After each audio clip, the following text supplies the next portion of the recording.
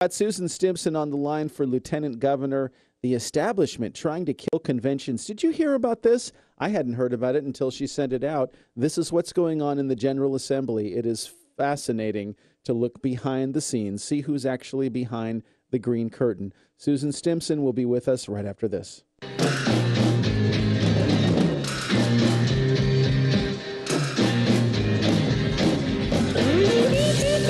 And you are with The Schilling Show, weekdays from noon to 2. This is the place to be.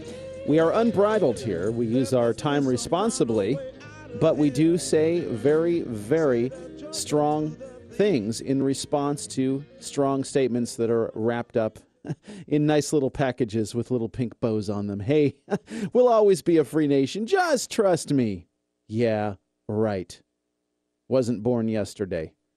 977-1070 is the phone number, and I'm pleased to welcome back to the Schilling Show Susan Stimpson for Lieutenant Governor, one of several candidates. She's appeared on this program previously, and I saw a very interesting press release about the GOP establishment. Susan, welcome back to the Schilling Show. Hey, Rob. Thanks so much for having me. Gosh, I had no idea that this legislation had been introduced. I guess it's been below the radar, and I'm glad you called it out in both the Senate and the House. Would you tell us what the proposal is? Sure, I'd be happy to. There were two proposals that were similar, one coming out of the House and one coming out of the Senate.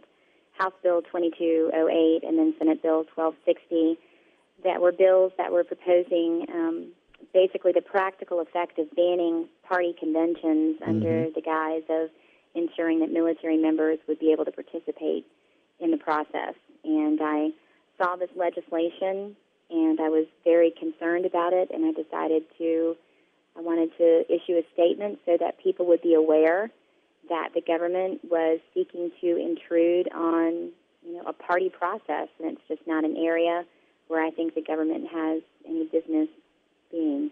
Yeah, this was really remarkable because I went online and read the text of these bills, and the way they state it is so underhanded and duplicitous.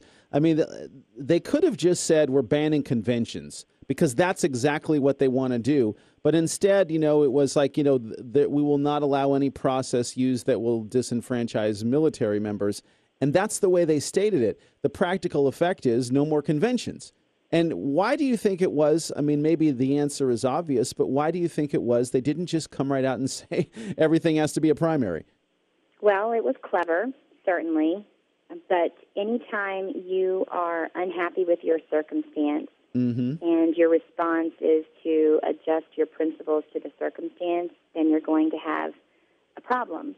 You have to set your principles first and then make your decisions on that. So my irritation with this also was doing this under the guise of that it's protecting military members, and I'm the wife of a retired Marine, and so I'm very sensitive and understand the plight of military families, and I certainly want to see any kind of measure that we can that would increase participation in the political process. But the irony is that this proposal did the opposite of what they said it was doing, because military members fight for freedom and they take an oath to protect and defend and uphold the Constitution.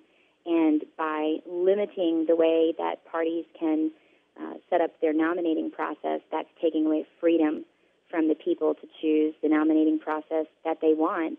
And then if you look at the history of Virginia and our nation, conventions have been a part of our founding fabric. That's how we have participated in the political process. So I just was very unhappy with this, and I wanted to make sure that other people were aware of what I saw as an infringement on our liberty. Would you tell us who introduced the bills in the House and the Senate?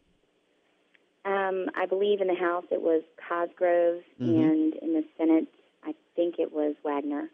Okay, so I'm not even sure. I wasn't focused, honestly, on who it was that. Well, I think it's that I understand you're looking at the general issue, but I think it's important for people to know who's carrying the water for the Republican establishment, because this smells to me like payback to the Tea Party and conservatives who actually got the process changed. There were some people who were pretty upset about that.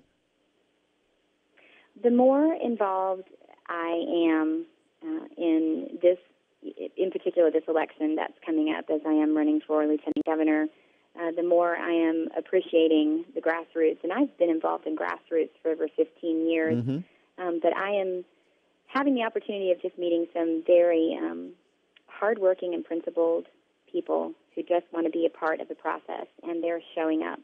And everyone has a right to do that. So if you don't like the direction in which things are going, then show up and be a part of the process and inspire other people to come alongside with you. That's what makes our democratic process or representative democracy work.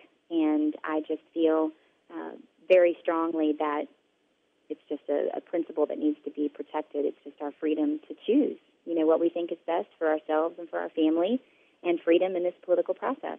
Susan Stimpson, I don't know if you've heard, has anybody else weighed in, either Democrat or Republican, in either support or opposition to this bill? I do not know.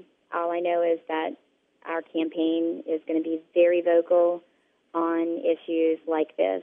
I just believe that, I'm an elected official and that I've been put into that position by the people, and I'm there by their authority, and they're counting on me to be a watchdog for their liberty, and that's what I'm going to do in the role of lieutenant governor, and that's how my campaign is going to be conducted. If I see something that I think is a threat to our liberty, I'm not going to have any trouble calling it out.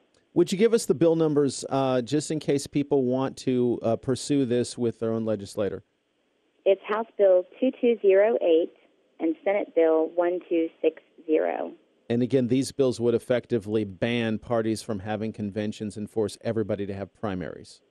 That is correct. Yeah, that's very, very troubling, and let's hope people get on top of this. And I want to thank you, Susan Stimpson, for bringing it to our attention. If people want to get more information about your run for lieutenant governor, tell us where we can go online.